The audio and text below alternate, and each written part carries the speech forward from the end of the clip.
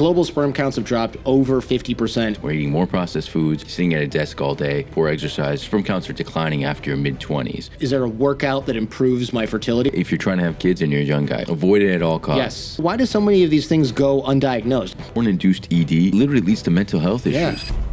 I want to start with the fertility crisis stuff because I think that this is, well, one, I'm always skeptical of, it's like, it's a fertility crisis. Okay, but maybe because people are having kids at age 40 instead of age 22 like they were in the 60s? I mean, is that part of it or what? Or is there really a actual downfall in fertility across all ages? Yeah, I think it's both, to your point. I agree. It's part of it is we're catching, or we're doing a lot more semen analyses for people, so we're catching more of these abnormal sperm parameters earlier on. So we're saying we're getting those poorer results earlier on. So that's part of the equation.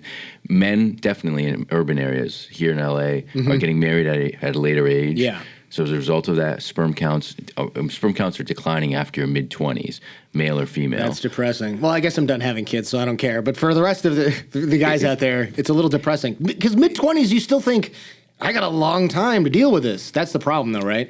You do. As a male, your counts are going down. You have to remember, each time you ejaculate, there's tens of millions, if not hundreds of millions of sperm, and all you need is one. One. Okay, that's when you put it like that. Yeah. Yeah. All so right. a lot. But to your point, yeah, I do think with men are getting married at a later age, therefore they're having kids later. But there's no question about it. I mean, we're unhealthier, right? We're less healthy now than we were 20 years ago, 40 years ago, 50 years ago. Processed foods, we're eating more processed foods. We're sitting we wake up, sitting in our cars, going in motor transportation. We're sitting at a desk all day, coming back, watching Netflix all day, and rinse and repeat. That's the whole thing. And it's unhealthy living. Really, it's poor food, poor exercise. We're consumed by screens, and all of that just ultimately leads to an unhealthy life. So I think it's those three things. Okay. But it's global sperm counts, right? It's not just Americans. I mean, I guess globally we're all still hooked on screens and stuff too. There's more commuting. But it seems like some countries would be less affected by the same stuff as we are, like obesity and all that stuff. Yeah, I mean, America definitely is more obese. Yeah. But I think as the world as a whole, we're getting more. It's more processed foods in order to feed this huge 7 billion people on Earth. You have to mass produce food. And so processed food is lowering our sperm count too? Yeah, for sure. Really? Yeah. What's the mechanism behind that? Processed foods just essentially is not. I mean, in simple terms, it's not good for you, right? Yeah. Processed foods aren't good for you. The more unprocessed natural foods that you have, the better off, not just for your reproductive health, your hormonal health, your overall health, your cardiac health across the board. You saying my nanoplastics in my Cheetos is not good for my fertility? It's good for now. Okay. It gets that dopamine hit, but after that, yeah. Yeah, I had kids. I got the whole snip and everything done. So I remember one of the doctors, I had a health check recently, and we'll talk about this in a bit, but I had something on my TMI, but the show listeners are used to this. I had something on my testicle that was like a vein that he said was not good. And I said, what can happen? And he goes, does it hurt? I said, no. He goes, could make you infertile. And he just started cackling because I told him I got it after a vasectomy. I think it's called a varicocele. Varicocele. Okay, so we'll talk about that. He was from Taiwan, so he said varicocele, and that must have been what he meant. So, but we'll get back to that. Global sperm counts have dropped over 50% in the last 40 years.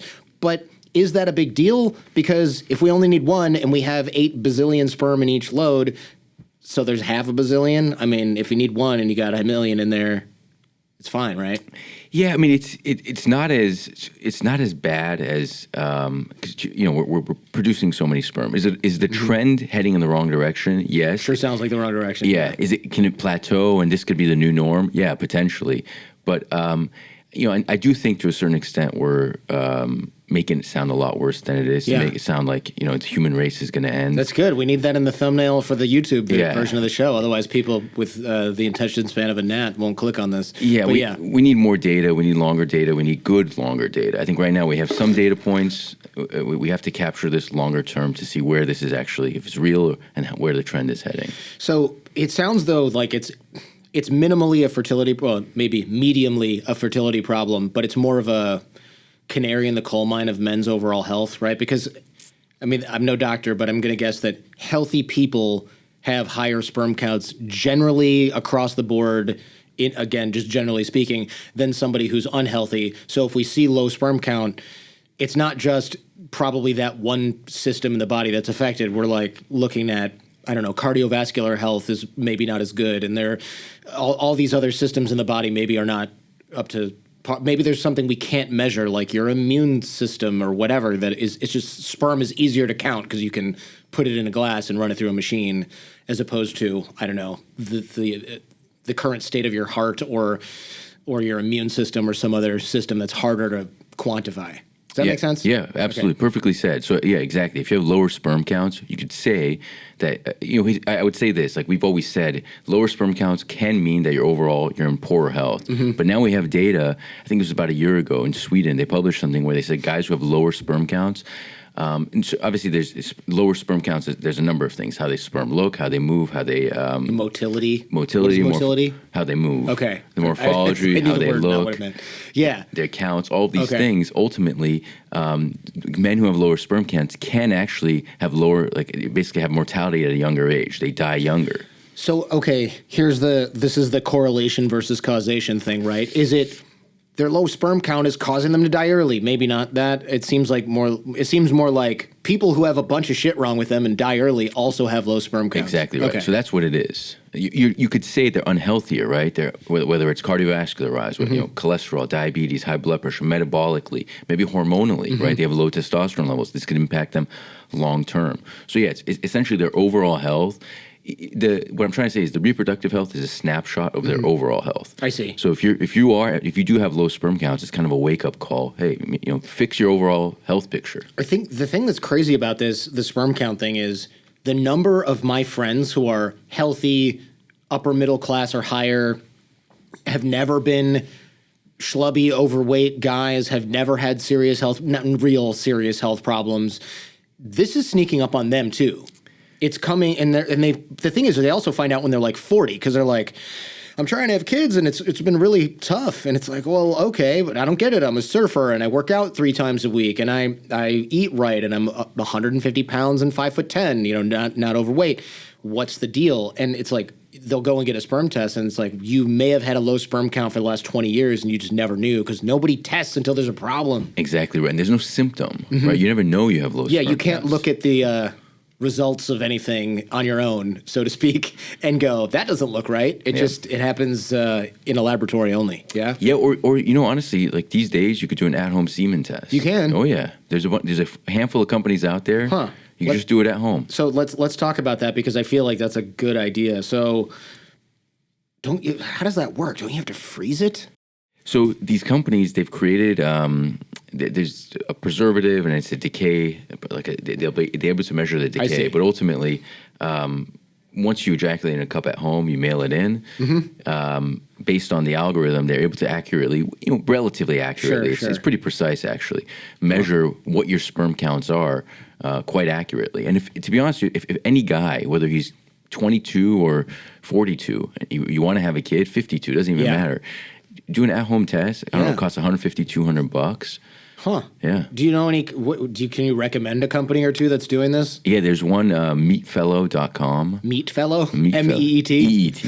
Yeah, you never know with the sperm thing. Meatfellow.com is one. I think there's Daddy, Legacy. Oh God, why are they named creepy things? Yeah, and and these companies do cryopreservation as well. Okay, so you can freeze your sperm through them. What age should men look at freezing that? Women freeze their eggs in their 30s if they're doing the career thing or whatever sometimes.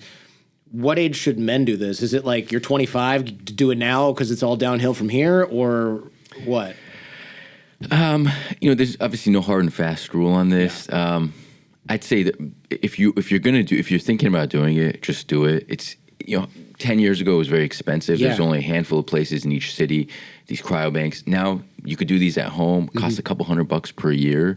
That's not bad. It's not bad. It's an insurance policy. Same way you insure your car, your home, rental insurance, same thing. It's an insurance policy. A buddy of mine recently became a father as well. He had testicular cancer. And I want to say that right then he went and froze a bunch of sperm. Yeah. Had that cancer thing taken care of, survived obviously, and then like 10, 15 years later was made hey, I'm going to need that ripcord, that parachute that I left over there, and it worked, and he had kids. So if you have any, but not everybody has a heads up, like, hey, you have testicular cancer. Right. Sometimes it's, I guess you could get injured or something like that, and it could be too late. Luckily, you have two. You have two testicles. Yeah, I guess it depends on how severe the injury is, but yeah, you're right. Yeah. So we mentioned that the semen quality is essentially a barometer of some of your cardiovascular, other systematic health. Can you optimize your fertility? Like my cardiovascular health was, I don't know, my Oura ring was like, you are 2 years younger than your age. And I was like, that doesn't sound good. My wife was like 14 years younger than her age. Yeah. She's Asian, so it's not fair, but whatever. And so I got a trainer and I started working out all the time. And now it says I'm 6 years younger than my age. Still not 14, unlike the wife, but better. So can you do something like that for your fertility? Like, is there a workout that improves my fertility, or is it just diet? No, it's more than diet. Okay. So it's, I try to keep it simple. What's good for your heart is good for your testicles. It's good for your sperm. Okay. So, diet. So lifestyle is one of them. So within that, I talk about diet, exercise, and sleep and stress. Right, those four things. Sure, that makes sense. Right, try to optimize your diet, healthy diet, minimize your processed foods, more unprocessed foods, vegetables, lean proteins. Exercise-wise, combination of cardio, heavy weightlifting, that's good for your hormonal health. We know you need good testosterone levels within the testicle in order to have good sperm health. Oh, okay. I did not know that. Not like testosterone replacement therapy. That shuts down your testosterone. That shuts down your sperm production as well. Oh yeah, I've heard that. Sure, that's what the dudes on steroids. The joke is always like their testicles are little tiny rocks and don't work. Yeah, exactly. Okay. So get 7 hours of sleep a night. That's good for hormone health. And stress, same thing. It's good for your testosterone levels if you're minimizing your stress. So that's one. Good luck with that, I guess. The other thing is, like we talked about, to varicoceles, right? Yeah. Like, can you optimize your sperm health? Yeah, you have to do a physical exam, see a reproductive urologist. They'll do an exam, make sure everything's okay down there. If you have varicoceles, we could correct those. The earlier you correct those, the better off you are. There's genetic aspect to sperm health. There's not much you could do from a genetic standpoint. Sure. And then supplements is something a lot of guys talk about. They want to. So there's fertility supplements that we know there's certain supplements within the fertility category that can help. Coenzyme Q10, that's a great one. Oh, really? Just CoQ10? CoQ10 is a great one. I started taking that because I was really low, and I did blood work, and it was like, this is really low. So I take this good, air quotes, good brand of CoQ10. I had no idea. Okay. That's a good one. Vitamin E is a good one. Ashwagandha, that's good for your hormonal health as well. That's how you optimize. But at the end of the day, like, this is it's not so objective as like your cardiovascular health with the Oura ring. Yeah. At the end of the day, we've been reproducing for however long, right? As humans, all you really got to do is just what's good for your heart health, your overall health is good for your reproductive health. It kind of makes sense, right? I mean, look, again, I'm no doctor, but from like an evolutionary standpoint or a sexual selection standpoint, the body is going to just do everything better if it's in better shape. Exactly. Right? It's simple terms. If you're able to run a decent mile, you can lift something that's kind of heavy without throwing your back and your knee out or just like ripping your tendons to shreds. You're going to be able to maybe reproduce a little bit better. I mean, this is, again, a generalization, but I always feel like you level up everything. Like, you start lifting weights and your hormones get built up. When your sex drive gets built up because your hormones are built up, and then your energy levels are better, and then your sleep is better because your hormones are better. Like, it's all just this sort of self-reinforcing positive cycle. All connected. And it's unfortunate. Tell me what you think about this. It's unfortunate because there's it's America, right? So we're looking for shortcuts. But like, guys who are like 30 will jump into TRT when now they have to take that for the rest of their life, and they're like, oh, it's fine, my testosterone's optimized, I don't care about the money. But you're not producing your own testosterone, so theoretically my testicles are producing that every minute of every day, right? I don't know how it works, but I assume something like that. Steady dose. But if you're injecting it, it's like you get 3 days and it's hot, you're off the charts, and then it dips down until it stops, and then off the charts. So you're on this weird roller coaster. And also, you said that if you're injecting testosterone, it's not helping you produce healthy sperm also, right? Yeah, it kills healthy. It kills your body's. It kills your testicles' ability to produce sperm. Oh, because it's also reducing the ability to produce testosterone. Exactly. It basically shuts your testicles down. Jeez. Okay. So yet another reason why people should think twice about TRT. Yeah. I mean, TRT. If you're trying to have a kid, or you're going to have a kid in the near future, do not. see somebody who knows what they're talking about before you get started on TRT, because we have options.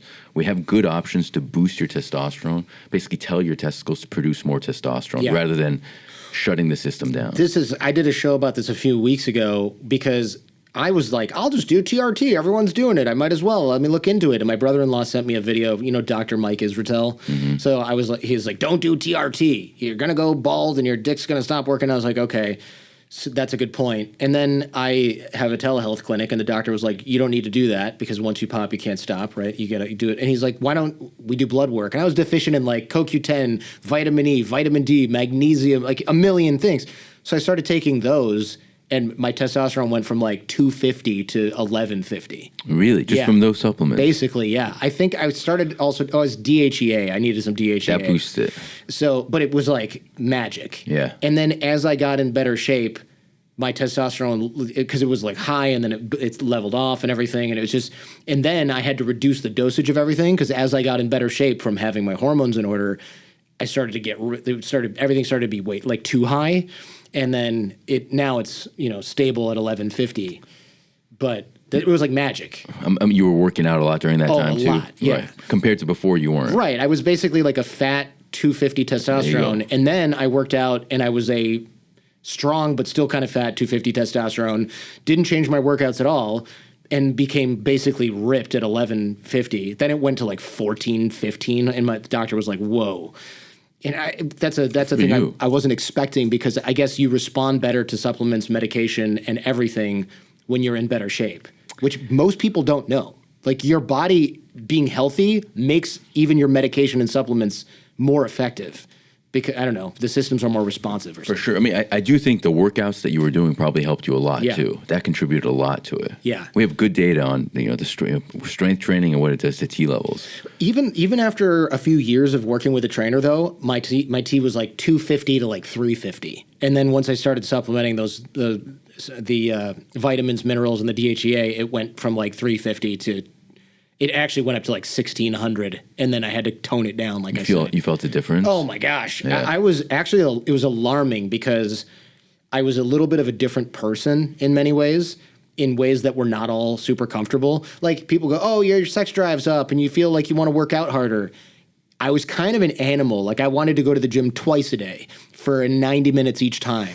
And, your joints, great feeling. It's good, but then your joints are like, bro, you're 45, maybe calm down, So I had to do that. And then it was like things that I didn't have like rage or anything because I'm not that guy. But I started to have like the drive. I wanted to like work on my business all the time aggressively. And it was like, no, maybe just play Legos with your kids, dude. Calm down. So I had to take a breath. And then that's when I got my blood work again. And they were like, we need to tone it down. I went rucking like 6 days a week, which for people who don't know, it's walking with a very heavy pack. And I was doing like 60 pounds. I was like 150 pounds, putting 60 pounds in my pack, walking like 10 miles. It's too much. And at the same time, I was also dieting, right? So I was like getting shredded on a calorie deficit, walking 10. It was like a nerdy tech guy, special forces training, right? It was ridiculous, the amount of overload. And I told my buddy who was actually in the SEALs, like what I was doing. And he's like, your knees are going to fall off. You're going to regret every single thing you did if you don't calm down. So I did that. But fun little experiment. It was a fun experiment, but yeah, you can overdo it. And again, I think my original point before I started yammering was you don't need TRT to feel good, bring your testosterone up. In fact, you should, basically it's like a last resort, right? Avoid it at all costs. Yes. Especially if you're young, if you're trying to have kids and you're a young guy, avoid it as much as you can. I would love to drill that into people's heads more because it sounds like, oh, simple, I'll just inject it, but you can't quit doing it, and it has all sorts of side effects that you don't get from just making sure your balls work. Yeah, basically. yeah. And unfortunately, these days it's so easy to get TRT. It's too easy to get and it. the people who are prescribing it aren't telling guys about this. Well, the incentives are wrong for this, right? Because if you do a telehealth clinic, the doctor or whoever runs the clinic makes a hell of a lot of money if you're ordering $1,000 worth of testosterone from them every month for the rest of your life. So they're less likely, theoretically, to tell you that you can do a bunch of other stuff instead to try first, that you can stop taking it any time if you decide you don't like it or you don't care about your hormone levels anymore for some reason or something goes wrong. But if somebody sees you as a walking $1,000 recurring payment for the next 30 years, that's not, the incentives are wrong. That's well said. The incentives in this industry are completely wrong. Yeah. Yeah. You mentioned earlier what is it all called? Varicocele? Varicocele. Varicocele? Yeah. What is this again? Because apparently I have one, like I said earlier in the show. Yeah, so varicoceles are basically dilations. So we get varicose veins of our legs. Yeah. Think of a varicocele as varicose vein of the testicles. Okay. So it creates basically backflow of blood around the testicle. Mm-hmm. Testicles need to basically stay within a very narrow temperature range. Mm-hmm. That's what the scrotum helps with. But anyways, when blood pools around the testicle, it raises the testicular temperature. So it causes a couple things. It could cause pain. That's probably the main reason guys come in. It causes infertility. It's one of the biggest factors of male factor infertility. It can cause hormonal disruption. It could lower your T levels as well. Right. And it shrinks. Okay. It can shrink the testicles. So this is like when your iPhone is old and starts overheating and runs slower, but it's your testicles. Yeah. Okay. Jeez. Yeah. Okay. So I'll have to have this checked out again because again, the TMI part. So if you got little kids in the car, or you're with your grandma, fast forward a minute. But I had a vasectomy and it got infected and it was horrible because I had a grapefruit between my legs. Thankfully, I was on vacation. Mucho dolor. It was not good. Yeah. And after that, one of the doctors was like, "Oh, you have a varicocele," but I'm not 100% sure that he was right because I had just gotten over this completely gnarly infection. Which side was it on? Left. Yeah, usually it's on the left. Really? Yeah. Why? Just the way it drains back to the body, the way the veins drain back. But you probably had one. But it can go away, correct? No. So it's there forever now? Yeah, either stays there, it either stays the same or it gets worse. Oh, good to know. Yeah. But hey, if you've already had a kid, you don't have testicular pain, nothing to worry about. No, nothing. I mean, he didn't check other than by doing the old grab and whatever. So he can just tell by that? You have to do some breathing, like, Valsalva, like breathe hard. Yeah. Yeah, you can feel it then. Huh, okay. So why do so many of these things go undiagnosed? I mean, aren't guys getting physicals or not? Or is this not something they look for? I mean, guys aren't really regularly checking in with their doctors until something happens. Not right? good, guys. Yeah, Come on. But that's kind of the way men have and that's a whole different conversation. But men really aren't engaging in the healthcare system. And then varicoceles, really, to do that exam, you're only going to do it for those reasons I discussed, like infertility, pain. Even if you're having low T, no one's going to really check you for a varicocele unless you go to certain doctors. It just seems, you just said it's really easy to check for. It's a field test. So it seems like it should just be done every year. But the thing is, it's hard. Like, for example, primary care doctors are the ones who see you for your physicals. It does take someone to know how to really feel a lot of balls before a lot. Gotcha. Yeah. Well, you got to know what you're doing. You got to know what you're doing. Yeah. You would think that wouldn't be you think a GP would get a lot of practice anyway because they're still doing the hernia test. Yeah, but that one's pretty black and white. You know when someone has a hernia. Because you drop to the floor in a fetal position when you cough and you have a hernia. But this one, there's varying degrees of it. Like sometimes you feel something, sometimes you don't. Okay, all right. How do you treat that? Surgery only? It's surgery. Oof. Yeah, I'm passing. Very straightforward surgery. Very straightforward. Yeah, that's what they said about my vasectomy, and look what happened. So I don't know. I don't know if I trust that anymore. No, this one is. And this, I just got really lucky that my urologist who did the vasectomy, that guy was like 65. He was like, I've done 1,000 of these minimum. And he's like, I've had 2 infections my entire career. And you were one of them? Well, probably 4 or something. I was like number 4. He's like, every decade I get one. And, I guess I'll tick off my calendar, is what he said, something like that. It is very rare. Yeah, lucky me. Hey, but all's well that ends well, right? All's well that ends well. I mean, it was kind of a joke because I said, what could happen? And he said, you could be infertile. And, it's just urologists love joking about infertility, I guess. What is embolization? What does that mean? Like burning off. Oh, okay. What do we talk about for that one? It's under varicocele. Oh, yeah. So how does the surgery work, though? What do you do to get rid of it? Because the vasectomy, they get in there and they burn something? I don't know. Yeah, well, they cut the cord. Yeah. They cut the vas deferens. So this one is, we use a microscope and make a small incision right in that groin area. We pull up the cord. We find the veins. Microscope, huh? Oh, yeah. Surgical microscope. We're looking at it like 15 times, 20 times magnification. Anyways, we find those veins, tie them off. And in simple terms, that's really what we're doing. We just tie them off and we leave the rest of the structures there in place. But it sounds, okay, so it's relatively simple, not a big deal. Yeah, I'm just Yeah, we do it we do a couple of these a week. They're very it's common. local anesthetic only kind of thing. Yeah, no, you need general. You got to do? be, you have to be asleep. But it's, Really? yeah, it takes about 45 minutes, maybe an hour. Why is it so much more anesthesia than a vasectomy? We're making a larger incision. I see. Yeah, the area is a sensitive area. Yeah. Well, yes, sir.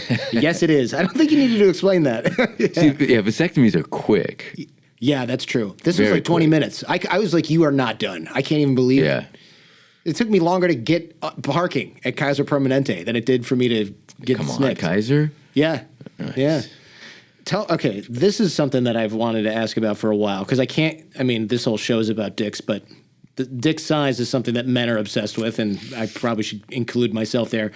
There's been a rise in penis size. Well, correct me if I'm wrong. There's been a rise in penis size in the last 40 years, average penis size. That's what I read, Yeah. but how and why would that be true other than, I don't know, like endocrine disruptors are making our dicks bigger?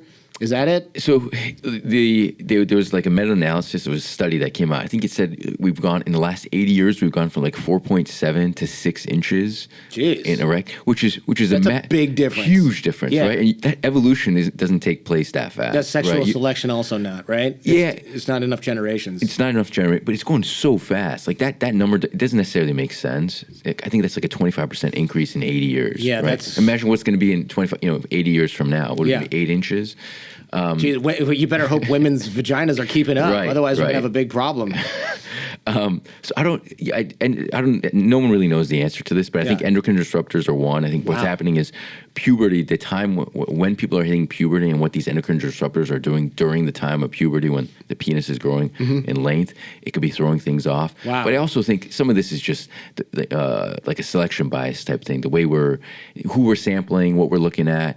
But it doesn't necessarily make sense to me, in all honesty. Because you said meta-analysis, and look, those are valid for all kinds of things, but I'm always a little skeptical because you have to see all the studies that were included, right? And I've noticed with especially with penis size studies, there's huge data sets from other countries, and then when you look at the methodology, it's like this is self-reported data among Right. dudes in the military in Portugal, and you're like, oh, a bunch of 20-something-year-old dudes in the army in another country were like, yeah, I have a giant penis. Go figure. They told the female nurse who was writing down in the spreadsheet that they all had giant dicks. What a surprise, right? And then you see the measured ones where like a person injects a drug into the trimix or whatever it's called, Yeah. into the penis and then uses like a specific bone pressed measurement. And it's like, oh, these are much more within, like they match the average everywhere else in the world using that methodology. So I don't know. I'm always a little bit like asterisk whenever I see that penis size is increased. Yeah, you got this to take much. it. I'm sure it is, but you got to take it with a grain of salt. But that's a huge. Huge. That number is massive. It doesn't make sense. It doesn't. And also, there's pollution all over the place, but some countries certainly have it worse than others. Wouldn't the West have different, potentially endocrine disrupting effects than, say, Asia, South America, Africa? I mean, are we all... I guess the question is, have we polluted the earth uniformly enough to make that a thing or not? That's the question. That's the question. Yeah. Yeah. Because sexual selection would have theoretically been similar across populations, probably. Right. Well, maybe not. I don't know. Somebody who studies this would be very interesting to see. But I'm measurement bias is the go-to when something like this shows up for me. 100%. Tell me more about the puberty hormone exposure stuff, because I know we have endocrine disruptors like in our, I don't know, shampoo, soap, water supply. What else could cause something like this if it's not just spurious data? Yeah. Other than the endocrine disruptors. So there's tons of these things around us. Some people are saying now even like receipts are causing. That's definitely true. Yeah. Like 80% of receipts have some degree of these endocrine disruptors, which throw off our hormones. That said, just for people who are worried, you'd have to touch thousands of receipts in order to have that problem. So if you're a cashier, big time issue. Working at a restaurant, big time issue. If you touch a receipt at Chipotle every day, you'd need to eat the receipts in order to get enough. I think it's BPA or something that's in there. BPA. So casual receipt handling, not an issue. But if you work with receipts, but here's the thing. When do men's penises grow? During puberty? Because what kid is touching a shitload of receipts? Yeah, so that's the like the adult version of the penis. I see. It's during puberty. Okay. But during that time, I think what's happening is because of these endocrine disruptors, puberty is becoming elongated, right? This is the theory. Oh. It's a longer puberty period, and as a result of that, you're getting like longer. Your penis is getting exposed to some of these hormones for a longer period of time. Therefore, you're Yikes. getting a longer length. Again, You're selling it pretty good. How do I? I mean, most guys are like, "How many receipts do I have to eat after this podcast?" I'm quite skeptical of it, in Okay. all honesty. Okay. I do think things are growing, but Yeah. to this extent, there's no way. Huh, man, this is it's tough to predict, and I can only imagine the amount of fake crap out there for penis enlargement. Maybe we'll get to that in a bit. There's stuff out there. I mean, there's ads and stuff like that, but I'm going to go ahead and guess that nobody has quite nailed the ability to take a pill that you've ordered from an ad off Pornhub to make your penis grow. Not yet. Not yet. Not yet. Get on it, man. That's the key. Then we'll have the round 2 on your wouldn't have on to your work jet. if I figured that out, on yeah. your yacht. Yeah. So when we're in our 20s, 30s, 40s, can we go decade by decade and talk about how we might preserve or work on our hormones, sexual function, and fertility? Like, is there anything guys should be doing in their 20s other than just not getting fat? Yeah, I mean, that's you're laying your 20s and your 30s. You're really laying the groundwork for your 40s, 50s, and 60s. So, Okay. in simple terms, you just get a good exercise routine, mix of cardio as well as heavy strength training Okay. a couple times a week, as much as you can. Eat right, and I know we've talked about Yeah. this, but eating right is quite important. Minimize your stress as much as possible, and then sleep. Those are the big things there Okay. early on. Like, this is simple. It's simple stuff. That's the simple stuff, It's yeah. simple stuff, right? Like, you don't need to supplement. The supplementation, all that stuff, that's the gravy, right? But you got to get the mashed potatoes. Like, you got to do those 4 things in order to set the ground table for everything else going forward. And that's in 20s, 30s, and 40s, I assume. Yeah, 20s, 30s, and then once you hit your 40s, this is when we start talking about some other things, like what can guys do at this point to optimize, right? So our testosterone levels start to decline starting at the age of 30. Yeah. We say 1 to 2% every year. What can you do at that point? Let's say you're getting poor sleep, you're stressed out, you check your T levels, they're low. Repeat that test in a couple weeks, see what the levels are at. If they are low, then you have to start thinking about other ways in which you could boost your levels. So there's other ways, like just the supplementation, some of those things that you talked about. We talk about Clomid, which is a medication that could basically tell your testicles to produce more testosterone. There's HCG. These are all natural. These basically tell your testicles to produce more T. Well, they're still pharmaceuticals, right? But They're still pharmaceuticals. They're not in prescriptions. Yeah. Yeah, they're prescriptions. So HCG I'm familiar with. Actually, I think isn't HCG and Clomid, isn't that what steroid guys use after they come off their cycle that's to part of the restart? cycle. Okay, I see. That restarts the natural testosterone production Yeah. in the body.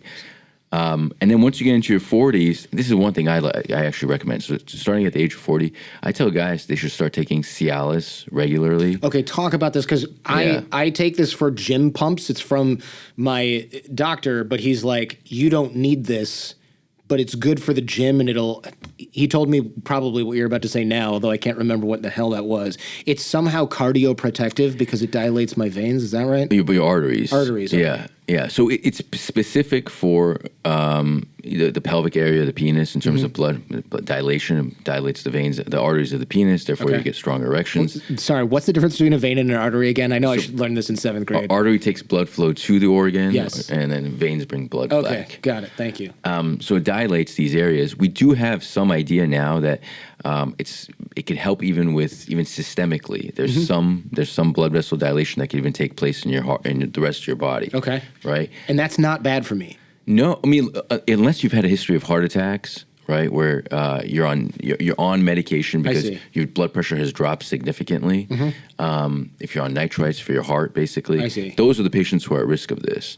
But Cialis, like a low dose of Cialis, for incredibly rare, where it actually drops your blood pressure significantly. Right, I so see. it is safe to take. What's a low dose? Because I know people right now are like looking. You can get it online Yeah. from a air quotes doctor that looks at your email when you submit the form and then mails you like a packet of it. People are going to overdo it if we don't tell them what a low dose So is. you could do 5 milligrams is generally the lowest dose, and some people actually take 2.5 milligrams. Wow. Okay. Yeah, but I'm not saying take it every day, but once or twice a week. Okay. Starting at the age of 40, especially even if you don't have ED, right? Because we're all going to get ED at some point, and So depressing. yeah, very. But it delays the onset of it. That's Okay. the idea. Biochemically, we never develop a tolerance to this. Okay. Right? So if you start, let's say 10 years from now, the 10 is working less and less. It's not because of the medication. It's like progression of disease. Yeah. It's progression of it. If you want to call ED a disease, it's just getting worse. Your erections are just getting worse because of other things. Got it. I have heard that it's good for your heart because it lowers your blood pressure, but you're saying that not appreciably so unless it's a higher It's dose. not a blood pressure thing. It basically helps. It helps dilate your arteries. I keep saying it helps dilate your arteries to the whole body, which is only good, right? That can only help you. I do notice if I take it before, they say take it 20 minutes before a workout, you get like crazy pumps and I think probably better recovery, which is why they prescribed it in the first place for me. If you don't want to take a pharmaceutical, you could do L-citrulline. I take that too. Yeah, L-citrulline is basically... I take both. Yeah, that's fine. Okay. That's fine. But if people don't want to jump on the Cialis train, doing L-citrulline, 3,000 milligrams, 3 grams daily, that works well too. And that stuff is cheap, man. We can link to it in the show notes or whatever, but I think I got a huge bottle of 300 tabs for like, $40, $20 off that works great. Yeah, that stuff is also seemingly noticeable. Look, could be placebo, but as a pre-workout. As a pre-workout. For sure. As a pre-workout. Yeah. When should guys get tested for? We already talked about banking sperm, but what about testosterone tests? When should guys start testing their testosterone? If you're having symptoms, Okay. I wouldn't necessarily jump into testing unless you're really having symptoms. Because this is the thing about testosterone. The range is 300 to 1,000. Yeah. Right. Which is it's pretty unfair for a number of reasons. But one guy, like for example, for me, when I'm 500, I feel great. Right. For somebody else, if they're not at 750, anything below 750, they don't feel very good. So it's anything in that. If you go to a doctor, they can be like, well, you're in the normal range. I'm not going to really treat you for it. But also, so what if you're 301? You're okay, but if you're 299, you're low T. That's kind of how healthcare works, though, man. You're a doctor, you know this, right? So unless you go to somebody who knows what they're talking about, right? But anyways, it comes down to if you're having symptoms, get it checked out. That's the only, and the symptoms. Some guys have all the symptoms. Some guys have one of these symptoms, but it's low energy, not exercising the way you used to. Sexual function's a big one. Whether you have poor erections, your libido, your sex drive is not there. You feel like you're not, even when you go to the gym, you're not exercising the way you used to. Yeah. Sleep is a big one too. People feel like they have a lot of sleep disruptions. I see. Even mood, like anxiety and more so depression than anxiety, but mood's a big one. A buddy of mine who works for this show, actually, I won't add him because I didn't get permission here, but he did a show about this. Nick Pell, one of the writers for the show, he was depressed. I mean, I've known him for a long time. He was depressed. And then he started using, testosterone, essentially steroids. He admits this, it's fine. And everyone's like, oh, it's bad for you. And he's like, it's bad for me? Wanting to kill myself in the morning, literally. And it's like, it's hard to argue with that. Yeah. Now, should he have used other alternative methods to try and raise it naturally? Whatever, maybe possibly debatable. But there's a lot of guys out there, whenever people tell me I'm having a midlife crisis, I'm depressed, this, that, and the other thing, I always recommend getting their blood work because you might think your entire life is falling apart, but you might also just have some shitty blood work that needs to get handled. Yeah, which could it could move the needle, could help. Yeah. I have a psychiatry buddy who screens, when guys are depressed, he'll screen them for low T. Good. Yeah. I feel like that should be step one, pretty much. Agreed. Because I know so many guys who say that they're depressed, and then the mind is weird, right? We don't want to go, I'm depressed because of no reason. They go, oh, I'm depressed because my career's not where it was supposed to be, and my marriage isn't what it was supposed to be, and I'm stressed out about my kids, and I'm not sleeping well. And it's like, or did your brain look at all those things and decide that's why you were feeling this way because it needs a reason? Uh-huh. And this is what happened to a lot of friends of mine, and myself as well. When I get sick, I start to go, I'm not happy with this and this and this and this and this. And then when I'm better, I'm like, was I tripping about it? It's all fine. And it's because your mind looks for a reason to feel down instead of just going, I have a hormone problem or my blood work. Your mind doesn't know that, right? Your mind doesn't know that your body's tripping. So if you feel like crap right now and you're struggling to get out of bed, go get blood work done, even if you have to pay for it out of pocket because your doctor is giving you trouble. And if you have low testosterone, or even if your doctor says your T is normal, but it's under, I don't know, what do you think? Is there an low normal? If it's in the low end of the normal range. Get a second opinion because my testosterone was normal, but then when it was fixed, I felt like a totally different person. The closest analogy I have is when I started taking Adderall in college because I got diagnosed with ADD. Surprise, surprise. And I took Adderall and I was like, wait, is this how normal people feel? every day, they can just listen to a teacher talk for 45 minutes and they don't look at the sky in the room and count the holes in the ceiling tiles. This is unbelievable. That's what getting my T fixed felt like. It was like, oh, I want to get up in the morning and I want to work hard and I want to work out and then I want to do, all the other things that are attendant to having normal testosterone. It was like starting to see in color from black and white. Yeah. So if you're feeling down or you're feeling a little rough around the edges, go get your blood work done. Yeah, for sure. What about proactive testing strategies for guys who want to stay ahead? Like, what if you don't have symptoms? Does it make sense to go get a baseline of testosterone when you're 30 just to see? Because if you need it again in 5 years and it's way down or way up, that you can look back in time. Does that make sense? Yeah, like how to optimize? Well, because, all right, when I was 33, I got a CEO health check gifted to me by a show fan. And it was like VO2 max, testosterone, all your blood levels. I look back at those documents now and I go, holy crap, I had 39% body fat. My testosterone was 250 when I was 33. I'm 45. I'm objectively healthier in pretty much every single category. Like my triglycerides are lower, my testosterone's higher, my cholesterol is lower, everything. Obviously, my body fat is not 40%. So I can look at that and I go, I don't have this delusion that I was healthier when I was younger. I can actually look at the data, and it's been helpful for doctors now because they'll go, oh, well, you've probably always had this level of testosterone. You don't know that it's the medication. And I go, actually, here's blood work from 5 years ago, 10 years ago, 15 years ago, all laid out nicely, and they can see the trend instead of just guessing. Is that valuable at all? The trends for sure. Yeah. Definitely. But the first part of your question in terms of like what can guys do, there's this movement or like younger guys are like, I know I have good healthy testosterone, but I'm trying to optimize, right? I'm trying to take it to the next level. And now we do have some strategies because there's a lot of advancements in the testosterone replacement therapy world. Some obviously in the Clomid HCG world where we could take them to the next level very safely, pushing the needle a little bit further. And that's a whole different, is there a different way of treating these guys. Typically these guys are in their 40s and 50s, before 60s, 70s, 80s, these guys are usually in testosterone replacement therapy purely. Sure. But 40s, 50s, 60s, we have different combinations of meds we could give them. What about guys in their 20s and 30s? Should they just relax? Or is there anything they can do now to, aside from diet and exercise, like we said, to either stay ahead or test for something that might bite them in the ass later? Yeah.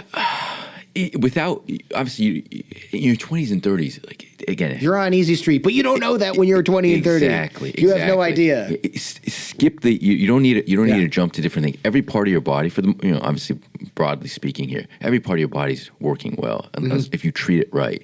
So eat right, sleep right, exercise, minimize your stress. I can't stress enough those four things. But the exercise early on in your 20s and 30s is massive. Is it healthier to have kids younger? Like, is there a declining health to my offspring if I have kids in my 40s and 50s as opposed to in my 20s and 30s? Well, you have increased risk of different types of risk. Okay. Yeah. Like what? What am I risking? Yeah, so when it comes, for example, men, they're as we age, our sperm they have different types of DNA issues. One of them can slightly increase the risk of autism, for example. Oh, really? Oh, they know that now. It slightly increases it, increased, but other genetic issues as well. Just as similar to the female with her eggs, the older she gets, like Down syndrome, increased risk of Down syndrome. My wife had to do extra screening because we had our second kid. She was 35, I want to say, and they call that a geriatric pregnancy, which sounds harsh.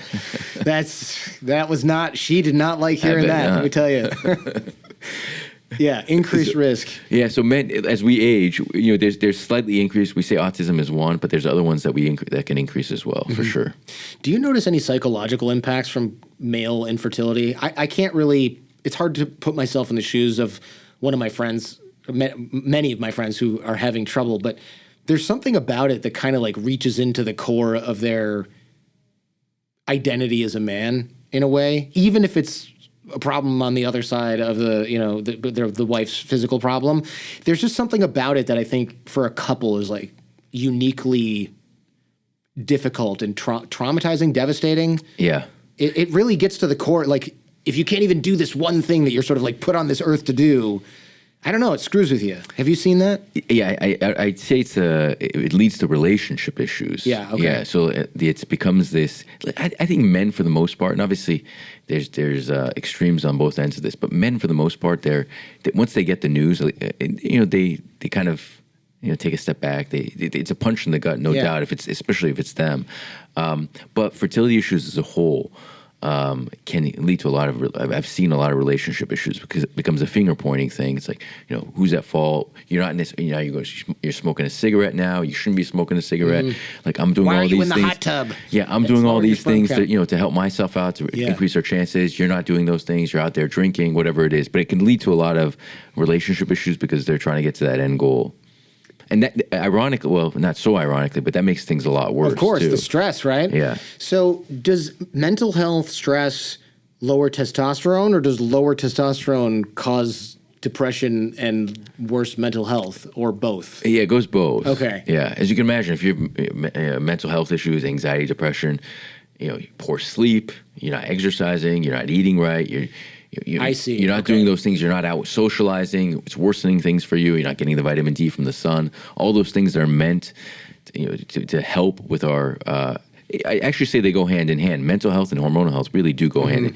If you're out there socializing, getting exercise, seeing the sun, those types of things, it's good for everything. That was another thing I was massively deficient in, was vitamin D. It was like That's rock a huge bottom, help. terrible. And then I started supplementing it. And then I, ironically, coincidentally, whatever, wanted to go outside all the time. And then my vitamin D was too high because I was outside 7 days a week rucking. So I just cut back on the supplementation. It's like, make up your freaking mind. Because I had like rock bottom, how are you still alive levels of vitamin D. And then it was way over the limit because I was getting it from the sun and from supplementation. How long were you in this period of high T? High T? Probably like 4 months. Yeah. Felt great. Oh my God. Yeah. It was like being a superhero, except for the fact that it's not good for you. I didn't have any real side effects because I wasn't angry or anything, but yeah, I was, the testosterone test only went to, I want to say 1,500. And it just said greater than 1,500. Eesh. So it means you could be 2,500. Unlikely because I wasn't taking testosterone itself. But like, I don't know. It's a great sign. You never really. But like I said, I wanted to work out in the morning. I wanted to work out in the evening. I wanted to do other things in the morning and the evening, as well. And then I also wanted to ruck 7 days a week. And I wanted to take boxing. And I wanted to go jogging. And I wanted to go biking. And I wanted to aggressively grow my business. And I was like, where was this energy in my 20s? Because this would have come in handy, I think, back then. If people hear this, they're like, I want to get on TRT. Yeah, Right. Don't take TRT, though. You don't. I wasn't taking TRT. I took magnesium, vitamin D, some DHEA, and a couple of other, like magnesium and stuff for sleep. And my hormones went through the damn roof because I was deficient and I was sleeping like shit. Surprise, surprise. Yeah. And then, of course, I was working out and eating, vegetables and chicken instead of freaking processed foods. Yeah. I was also eating some processed foods, but not exclusively like I was when I grew up in Michigan. Only Cheetos. Don't ruin Cheetos for me, man. I love Cheetos. I wish I didn't, but Some nice flaming hot. so good. Oh, yeah. Any version of crunchy Cheetos, I will eat it. I don't care. Lime, flaming hot, regular, I'm there. What is your opinion on these? There's these new pills that men can take for birth control. I don't recommend. I mean, I'm not a doctor, but I always recommend women also avoid hormonal birth control. Just from what I've read about it, it looks it screws with your whole body. Yep. People think you take a pill, it affects one part of you. That's not how anything works, medication wise. Yeah, it's hard for it to be for sure. Yeah. Like, guarantee. Yeah. Like a vasectomy. We've been doing vasectomies for decades, right? Obviously, It's a physical thing. The plumbing is no longer routed in the same way. The right. end. Yeah. So it's old school, but it works, right? And I know there's newer technologies. They're trying to basically replace the vasectomy. Really? With what? Yeah, there's different polymers they're trying to inject in there. They inject it in the lumen, right? In the tube, the inner part of the vas deferens. And then you can dissolve it if you want to reverse it? Exactly. Gotcha. Exactly. That's smart. But that procedure itself is basically it's half of a vasectomy. In order for them to get access to that inside, they're still opening you up. I see. So it's just as invasive? It's just more it's reversible? half. It's basically half as invasive, if you will. Okay. Eventually, so right now, I don't think we're there for any of these procedures or these medications like the pills. I think we'll eventually get there. Mm-hmm.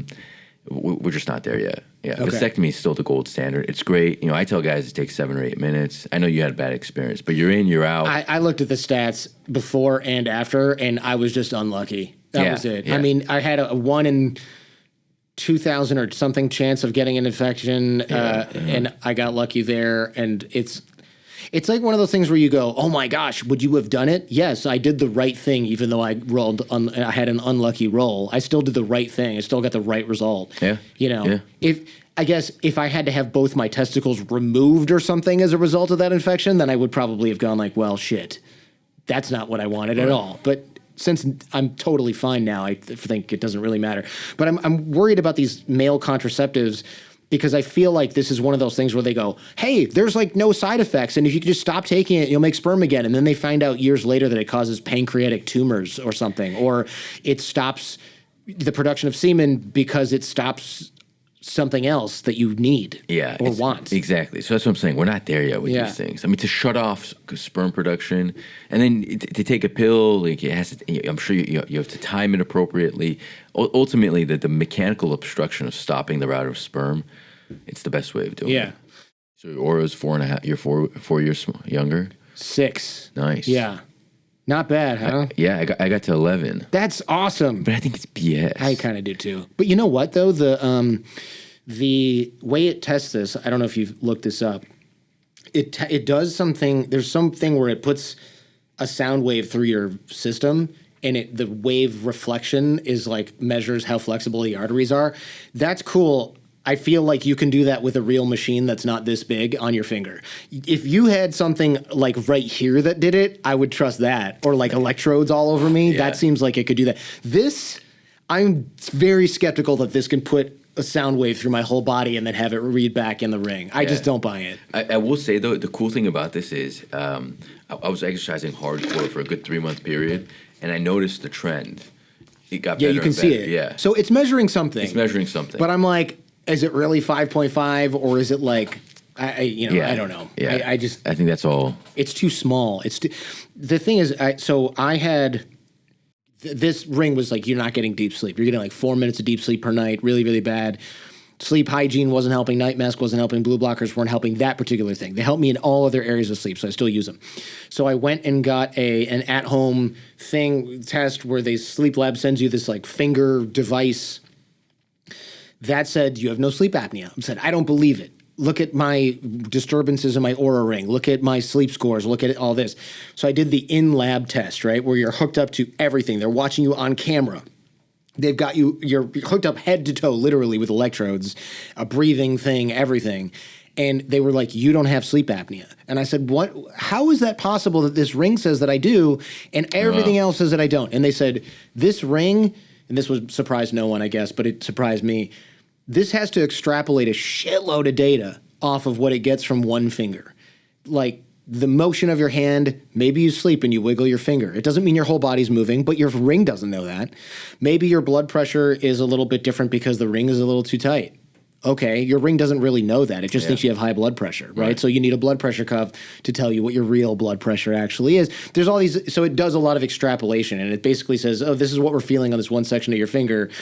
Probably across your whole body, it's like that. And that's just not necessarily the case. Yeah, it's connecting. It tries to connect dots. Yes. So it's better. Look, I love the Aura Ring. It's amazing. They sponsored the show before, but I've been a customer since Gen 1. It's an incredible device. It's cool. But it's basically a canary in the coal mine. You test something, and then you go, I want to dive into this more, not, I'm diagnosing myself with sleep apnea because of what the ring says. It just tells you to get something else tested. That's all it really does. But that's extremely valuable, especially like you said, for guys that never go to the doctor because, I don't know, reasons. Yeah.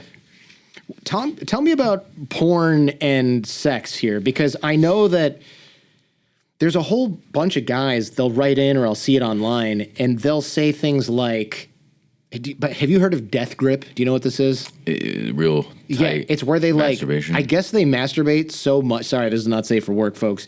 They masturbate so much that their grip tightens over time to increase stimulation or something because their nerves are desensitized. So then when they have sex with a real woman, it's just too loose, even if it's a normal vagina, which to me is very odd to imagine because I don't know how much masturbating you have to do to get there, but I can definitely say I've never been close, and I sure as hell tried. Like what amount do you have to be working on yourself here, cranking it to get desensitized to real sex? It's I think it's both grip and frequency. I mean years and years, decades of that masturbation. But it's a real thing. It's a real thing. And guys, as much as premature ejaculation is a very real thing, delayed ejaculation is a very real thing. There's a friend of mine, a friend of a friend, I should say, and he's in the adult entertainment industry. And I was like, wow, you must have crazy stories. And he's like, oh, come out with me and some of the girls. So one of the things the girls told me was that a lot of male stars, they have to use porn while they are on a porn set in order to finish. And I was like, wait, repeat that? Because I don't even understand how that's possible. Like you're filming a sexual scene with 3 women, but you're on your phone in the corner looking at a video of a guy who's not you having sex with 3 women so that you can finish. Because this is work. It's crazy to me. That I didn't even meet that guy. I feel bad for that guy. Like this man has ruined his penis essentially. Like how do you recover from that? Well, a lot of these guys are doing injections too, right? They're past the point of Viagra and Cialis. They're doing injections in the penis in order to get erections. Yeah. Good God. And these guys are like in their 20s and 30s, right? Yeah. It's a job. What are they injecting? Asking for a friend. Think of it like liquid Viagra, but there's different chemicals, like prostaglandins, the most common one. Basically, it brings more blood flow to the penis. But a lot of these young porn stars, I mean, we see them. Given where we are, where our office is. That's good. Where's your office? Right down the street here. Yeah, here in Beverly Hills? Here in Beverly Hills. I thought they would be more in the valley, but, times have changed. But they come here, and we see a lot of these patients. And not only are they young guys who are doing the injections, there's even younger guys who are getting the penile implants. Like guys in their 30s and 40s are getting penile implants. They've exhausted the medications, Viagra, Cialis. The injections don't work anymore. All they could do now is the penile implants. So is the implant for size, or is the implant because they can't get an erection? It's purely for function. Oh my God. Yeah, it's a pump. We literally put a pump in their penis. Okay. It's all underneath the skin. Yeah, of course. We pump it up, or they pump it up. How do you pump it up? There's a pump that sits in between the testicles in the scrotum. So you have a third nut. You have a third nut. That's like a Reebok pump from the 90s. And you have a little reservoir in your belly. Get out of here. So every time you want to have an erection, every time you have an erection, the fluid from the reservoir goes into the cylinders, gives you a rock hard erection. I think Reebok pump was 1989. Someone will correct me on this. That's actually incredible technology. Yeah, it's been around for decades too. We've been doing this for a long time. I have to appreciate that there is a third testicle that you pump, and then something in your abdomen puts, I guess, a fluid into an implant in your penis, and you can get it. That's actually just amazing. And then when you're done, there's a release button. Oh yeah, I suppose you would want that too. Yeah. There's something, look, I wouldn't want to have that, but it would kind of be nice to not have to have an erection at an inopportune time. You're on the airplane wearing your joggers, hypothetically, folks, and you're like, crap, where's my sweater? I got to tie this thing around my waist. It's a good problem to have. Yeah, it's a good problem to have, yeah. At age 45, again, for those who might have it, it's that hypothetically. Cialis. It's that daily Cialis. It's that daily Cialis, exactly. So what is the cure then if you've got the porn brain and you can't get an erection? Are you screwed now, or do you just quit porn and it comes back eventually? Yeah. So look, I see a lot of young guys who have the porn-induced ED. Yeah. Right. They're watching too much porn. When real life comes about, like this is nothing compared to what I've seen on the screen. This girl doesn't match up. Whatever it is. The good thing is, I could tell you, like anecdotally, if a guy stop for honestly like a couple weeks, you'll start to notice the difference. Obviously, look, you have to make a long-term change. Yeah. You got to break that habit, right? But within a couple weeks, I'd say guys are able to notice a change. Like I'll have these guys come back 4 weeks later, and some of them, I'd say most of them, the majority of them, are like, well, look, I'm noticing something, right? And the longer they do it, the better off they'll be. So there's a lot of plasticity here, especially with it. So the nerves of the penis get more sensitive the less you death grip it, like you're talking about, the less you do it.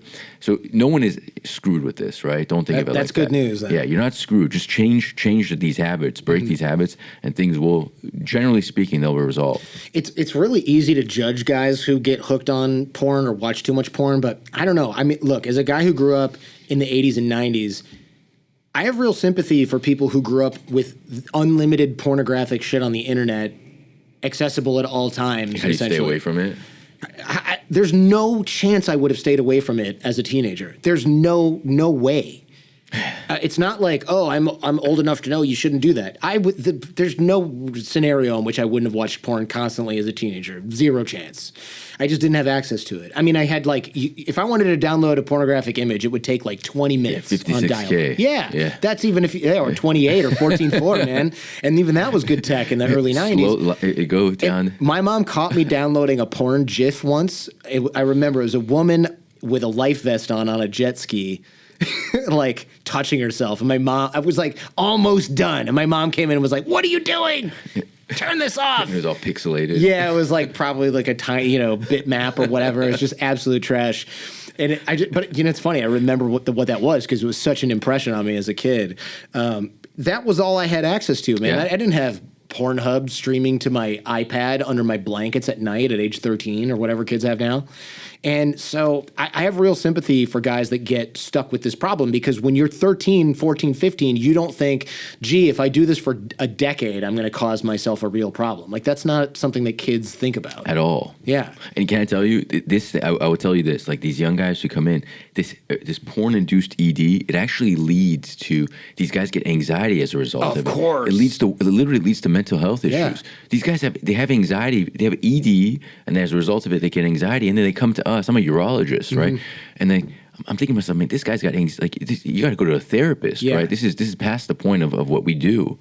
But it's really a bad cascade. I agree, man. It's awful. And you hear about kids, essentially, I mean, guys in their teens and 20s, saying things. I got an email that was like, I'm afraid to date women. And I was like, they're not so bad. What are you scared of? And he's like, no, it's not I'm even bad with women. If I'm good with women and she wants to have sex with me and I can't get it up because of porn-induced ED and I'm 22, she's going to tell her friends. And I'm like, God, you're not wrong. That could happen. And then what? So he's like, I'm just avoiding it. So he doesn't even go on dates. And I'm like, oh, you're actually handicapping yourself socially because you have porn-induced erectile dysfunction at age 22. It's quite tragic, actually. It's very true. Porn at that age F's you up. Yes, yeah, because your brain's still developing, right? So, guys, stop watching the porn. I know it's fun and entertaining. Minimize it at the very least. Yeah, I guess, instead of daily, why not I'm in the shower, I don't know, wait until you're about to explode and then take care of it? I don't know. What's a healthy porn use? I don't even know. So I'll tell you, I had a therapist, a sex therapist, who told me this. Like I refer her patients, and she said something good. She's like, for every 2 times you watch porn for masturbation, 1 time don't. But really, just you could masturbate. It's fine to masturbate, but obviously within a normal amount. But do it without porn. Theater of the mind only. Yeah, use that creative mind. That's crazy. So some guys right now are just like, how do I do that? Yeah, what's that? Yeah, what's that exactly? Imagination. What's that? It's like when your phone battery's low and the video won't play. Yeah, it's like slow internet, guys. I did a show recently on insulin, and I know a lot of guys, and men and women for that matter, though, have insulin issues, cortisol issues. Thyroid issues seem to be quite common now. Again, I don't know if there's more thyroid issues or if they're just getting caught more because of testing. How do you manage things like that? Or do you not view those as important as, say, testosterone management? I mean, those we do know that so insulin's part of the bigger picture of diabetes and making sure, if your blood glucose levels are high, you want to make sure your insulin levels or your blood glucose levels are high. You always want you change your diet, clean that up to minimize that. That's the insulin part. But thyroid hormone is very closely related to testosterone. So if you have low T, you always want to check your TSH, which is part of the thyroid cascade. TSH? Yeah, thyroid stimulating hormone. I see. You want to check that. So that's part of the panel that most doctors will check. Is that what T3 is? T3 is one of the thyroid hormones themselves. Okay. But that's part of the comprehensive hormonal panel. Cortisol, people are checking cortisol more and more. And this is the one that it's one of those things. It's like, all right, well, you're going to check your cortisol. Cortisol levels are high. You can probably change your lifestyle. It's more of these things. It's like, what are you going to do with this data? Yeah. It's like, well, you got to try to minimize your stress levels, which is, if anyone knows how to do that. Yeah, let me know. Exactly. So Jeez. These tests, we're learning more and more about the whole complete picture. I do think some of these tests, you don't necessarily need them as much, but we're slowly getting there. We're getting better tests to really fill in the whole comprehensive picture. We talked about ED and we talked about porn-induced ED, and we kind of jumped straight to penile implant for guys whose penis no longer works. But I want to back up the truck a little bit. what is the first thing if you see like, okay, my erection quality is a little low or like I have issues with it, what do we go to first? Is it like, I know there's Cialis, for example, but there's also PRP. Can we talk about PRP, shockwave, Botox? Let's talk about these things because I've seen these. I wonder what's sort of hype and what's proven. Yeah. Maybe we start with PRP because that seems to be the that sets off alarm bells because PRP is like, oh, put it in your knee and your knee's better. Put it in your elbow's better. Your shoulder's better. People are just injecting this everywhere they can and somehow it fixes everything. That always makes me kind of give some side eye. Yeah, well, it's made its way to the penis now. Of course, yeah. Yeah, so surprised it didn't start there. Yeah, so PRP is, you spin down the blood. We draw a large amount of blood from you. We spin it down, and then there's a portion of the blood which is the rich in growth factors. Mm-hmm. And what we do is we inject that into your penis, about 10 cc's of it, and Whoa, that's a lot. Yeah, it's a decent amount. So you're swollen after you get 10 cc's of liquid. Your penis can hold. I mean, it's a flaccid penis, and then you're injecting it, so it can hold it. I try to keep it in there for like an hour and a half, 2 hours. I tell patients to keep it. We tourniquet the penis in order to keep it in place. You wear a tourniquet on your penis for an hour? Well, we wrap it. We do a special wrap. Okay, because I was like, Again, I'm no doctor, but isn't it going to turn blue and fall off? No. We don't cut it off completely. Okay. But it's growth factors in the penis. So if you asked me anecdotally a few years ago, guys liked it. Now we have data to support its use. It does help with erections, definitely, in terms of it helps with basically some of the smooth muscle regeneration within the penis to create more elasticity, so more blood flow comes in for stronger erections. Okay. I would say, if you're going to do PRP and whatnot, all of these things that we're going to talk about, these are after doing Viagra and Cialis. Okay. Or at least you want to be doing Viagra and Cialis while you're doing these things because they only help. I see. How do you know if you need something beyond Viagra or Cialis? Is it because the Cialis just stops working and you can't get it or keep an erection? Like what's the canary, what's the red flag that you're looking for? Because like I have no idea if my erection quality is as good as it was 10 years ago. Like I didn't put there's no meter I put on there. I haven't hooked it up to any machinery. Right. Yeah. It's like there's no objective number. Yeah. So there's two components. So there's two classes, two groups of guys. So one of them is the Viagra and Cialis just aren't working anymore. And they're like, all right, well, I have to try something else. Uh-huh. We'll try these things. And sometimes they jump into the injection. Sometimes they jump to the implant. And then there's the other group where they're like, look, I'm young, I'm healthy, I feel good. I take a microdose Cialis every once in a while, but I want to optimize my erections. And that's when we talk about like PRP. Shockwave is a great one. Mm-hmm. Tell me about that. Shockwave. So, by the way, PRP, you said it's platelet-rich plasma. Is it my plasma? Oh, yeah. Okay, it's so your you blood. take it from my blood. Yeah. Oh, that's cool. So the process is you come in and we spin your blood down. We draw blood. We spin it down for about 30 minutes in order for us to collect that specific that platelet-rich component. How much blood do you need to get 10 cc's of the platelet-rich? We usually take about 60 cc's of blood. Oh, wow. 60 milliliters. So this is kind of like distilling my blood down to one specific part of it. That's exactly. It's like petroleum when we're refining petroleum. Same idea. Huh. So anyway, shockwave. Yeah. Shockwave's fantastic. I'd actually say shockwave's probably, amongst all these things, shockwave's probably the best one. Really? Yeah. What is it?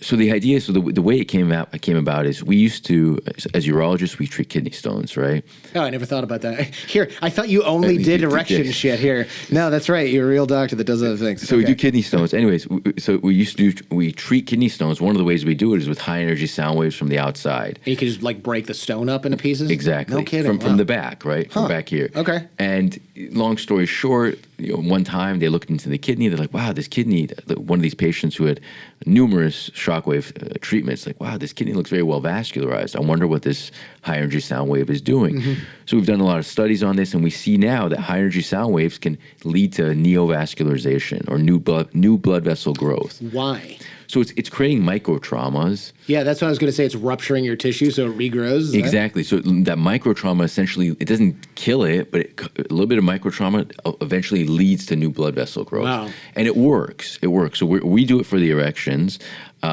There's orthopedic surgeons who do it for tendons. If you're having any type of tendinopathy, it works there as well. There's some cardiac surgeons who are doing it for the heart.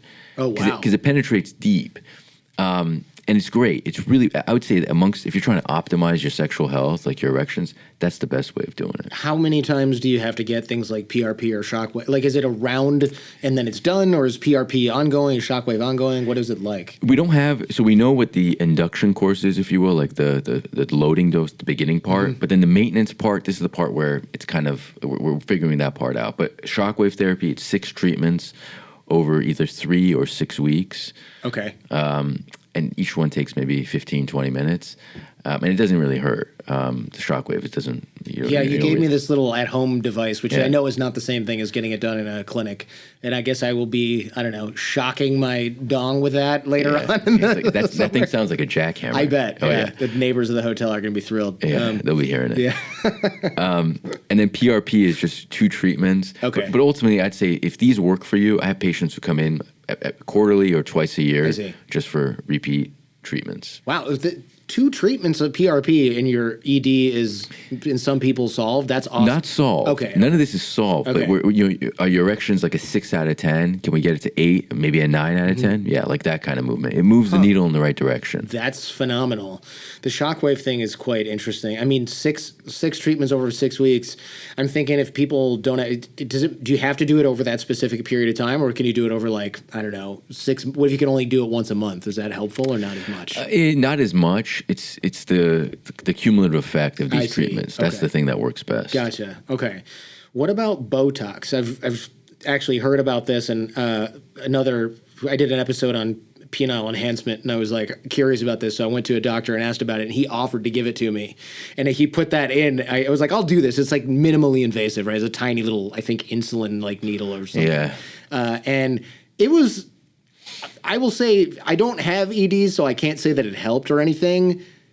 I probably wouldn't do it again because I don't know.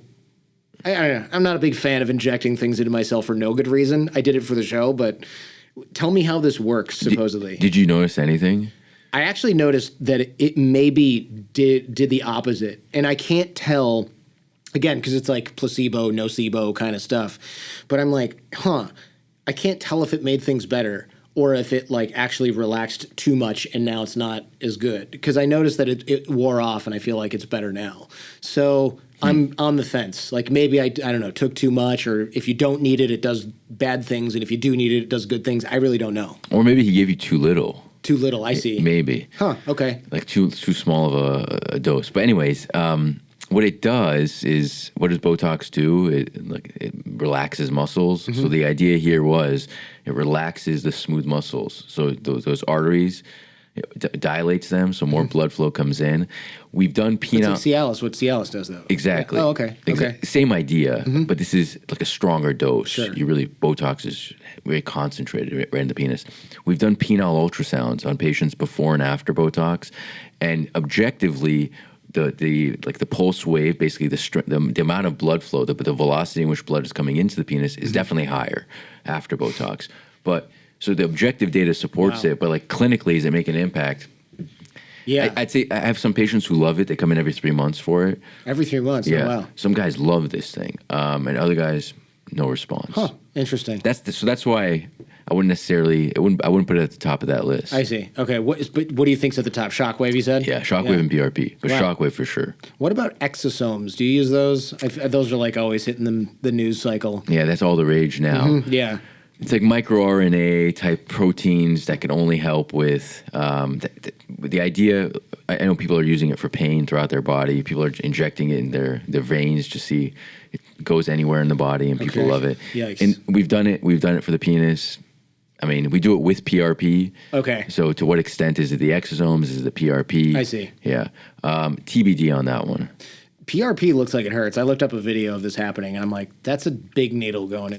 No, we use small needles for that. Oh, really? Oh, yeah. Okay. You could use a small needle for it. Not an insulin needle, but a small one. Okay. Yeah. It just there's something viscerally unappealing about a needle going into your penis. I try to numb guys up for that. I bet. Yeah. Oof. Do them a favor. Yeah. Well, I'll visit if I ever feel the need to get the PRP. I always want to try this stuff, but I'm also like, I have this, maybe it's a cognitive bias where I'm like, okay, if it ain't broke, don't fix it. And whenever it comes to medicine, you don't just get the one thing that you want. There's always something else that maybe happens if we don't necessarily fully understand. Oh, yeah.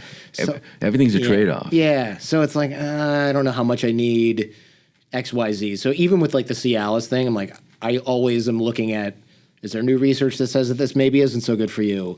Is there anything I need to avoid as a result of this? You know, just I'm always sort of a little bit risk averse maybe when it comes to medication. Yeah. What do you make of the whole like penis pump, penis extension device thing? I mean, some of it's maybe works. I mean, if you stretch tissue for 2 hours a day for a year, is that going to make it longer? I don't know. Yeah, it's the vacuum erection device. Or just the ones that like, there's ones that clamp onto the glands, the head, and they literally pull. Restore, like, Restorex. Yeah. Restorex. Yes, I researched that for an episode. They can only help. To what extent are you going to get? Like, can you get maybe a centimeter, maybe 2 centimeters? Yeah. So like not even a full inch, basically, half inch. Yeah, it's hard it's hard to get that. I bet I would tell you this. If you're putting the penis on stretch for long periods of time throughout the course of months, yeah, you could get better length on that. It's just the Restorex is one of those things. You can't be functional. You can't move around your daily life with that thing on. No, I saw one because again, I researched it for our Skeptical Sunday on penis enhancement, and it also helps get rid of curves if you've That's curved the left, main right, reason up, down. for Peronis. But like it straps in between your legs. It's this big piece of plastic, and then it's got like metal rods. So you're not going to the grocery store with this thing on. Well, you get arrested, but you could probably can't even walk with the thing on. Right. It's like a scaffold for your penis. Yes, it's a scaffolding around your penis. Yeah. But continuous weight or stretch can definitely like any other part of our body. It'll add length to it. Small amounts. Like you're not going from 4 to 8 inches. You know. You're not. But yeah, you could get a few centimeters if you'd like. Okay. Yeah. But man, what a commitment to get not even an inch of length. Exactly. Although I guess if you're below average, you have like, what is it, a micro penis? Like you take whatever you can get. Yeah. And there's surgeries now that there's people who are doing some surgeries that offer girth and length. What kind of surgeries are those? There's, you look into pneuma. What is that? I don't even. There's one. They call it the Himplant now. Oh yes, I have. Yeah, okay, I've heard of that. So it's like they put like a silicone sheath underneath the skin, but outside the erectile bodies of the penis, and that adds girth. But what we're seeing is over time, because it's continuously stretching, it adds length as well. I see. Yeah, so that's the continuous stretch I talk about. Okay. The problem I've seen with that online is that when I researched this was, since it's a silicone sheath, your body responds by basically, I don't know what you would call it, building a wall around it. A capsule. Yes. Yeah. And that capsule can become rigid and scar-ish, and it can actually sort of like shrink.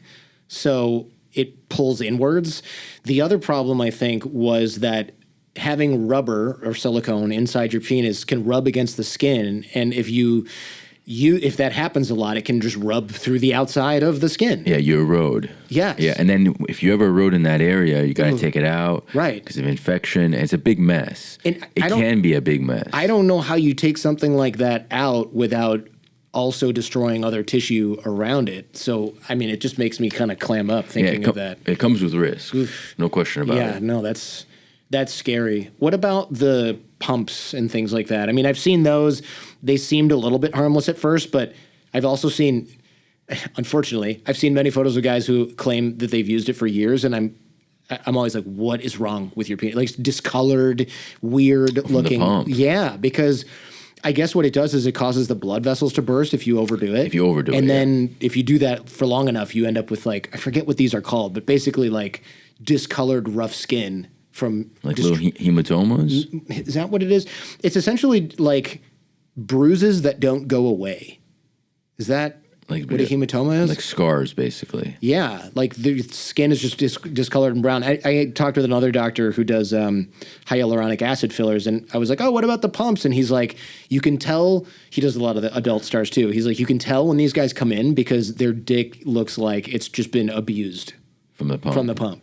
There is some role for the pumps, though. I will say, like guys who, like for example, like with this penile implant idea that I talked about, when sometimes you have to take it out due to infection. Oof. anyways, when they scar down as a result of it. So the pump itself really it could restore some of that length. It gives them that elasticity. I mean, but they're not doing this. They're doing this for a couple months before we go back in there. I see. Yeah, okay. but if you're overdoing the pump, it could cause damage for sure. Yeah, it just seems like a tough thing to not overdo. If you're trying to make your penis bigger, you're gonna overdo it. Like that's kind of the idea, right? Yeah. So we've optimized like sexual function, like ED. Yeah. We've figured out ways of optimizing that hormonal health. But when it comes to optimizing length, we don't have it. Yeah. Everything comes with risk. So you gotta be careful. What do you think of the other enhancement procedures that are out there on the market? Like there's, what is it called? There's hyaluronic acid fillers, which I just mentioned. Tell me what you think about that, because that seems to kind of be like maybe the only safe-ish thing. Because there's PMMA, which is like a plastic, but you get granulomas over years, which are essentially, what are those again? Well, those granulomas they come about because of either it's not uniform, the way they've injected is not uniform, or your body is absorbing certain parts of that injectable material, but not other parts of it. So it becomes like your body's absorbing some of it. Right. So what's left is this weird, bumpy, uneven, and it really doesn't look good. And you can't just imagine trying to take out a little silicone bead, but there's 1,000 of them, right? Or that surgery is messy, and the thing is, the nerves for the penis for sensation are right there. So that surgery gets very messy. Yeah. So the hyaluronic acid. What appealed about that when I looked at the safety profile was that it just goes away over time, and also you can dissolve it using an enzyme. So like anything where there's an undo switch that just lasts, that takes like hours to a day. That seems way safer than injecting silicone or putting an implant in there. Yeah. And then you just want to go to somebody with anything, right? Whether you're doing any type of surgery, you want to go to someone who knows what they're doing, even with the filler. And you want to just have them guide you through the process, but someone who knows what they're doing, who does this regularly. One of my friends who was also a source on this show is Dr. Joel Pash. I don't know if you know him, but he owns Upsize clinics. They have like 24, 25 clinics. They only do the hyaluronic acid filler. And I asked why, because it's like, man, you could make so much money doing all this other. And he basically told me all the downsides of how unsafe some of the other things are. And the horror stories are really horrible. They're bad, man. Very bad. I know the ones that you've probably heard too, and I don't want to get sued, so I won't mention specific companies. But some of the stuff that we've talked about has complications where they say their complication rate is like 1%. But if I look at pending lawsuits on LexisNexis, there's a lot of them, and the allegations are pretty severe, and the injuries that are caused are not worth it at all. Yeah. Like permanent scarring and disfigurement of your penis, or having to take out necrotic tissue, like parts of your penis tissue is dead. I mean, it's just not something you want to research before lunch. And these guys are young guys. Yeah. That's the thing. These guys who are getting the surgery are young guys. So be careful. Yeah. I think you got to be careful. The obsession with size is something that I think a lot of guys probably should try to work on and get over, but I'm down for maximizing the health of the erection, especially because it seems like from this conversation, maximizing the erection health is maximizing your health in general. Yeah. There's very few times where I think to go to that extent for length and for girth and whatnot, it's a big leap. Mm-hmm. But to your point, focus on your erectile function, your sexual health. Those things are more important. Yeah. Get there. Thank you very much, man. Super interesting conversation. I know a lot of the women are like either tuned out or have learned a lot about dicks. And but I think for guys, I know I needed to hear this stuff probably several years ago just to I think it'll maybe some people who don't really care because they're married that they have a gut, maybe if they find out that they're letting their dick stop working slowly by eating those Cheetos, this will be the motivation they need to clean it up. So thank you very much. My pleasure. Thank you very much. Thanks for having me.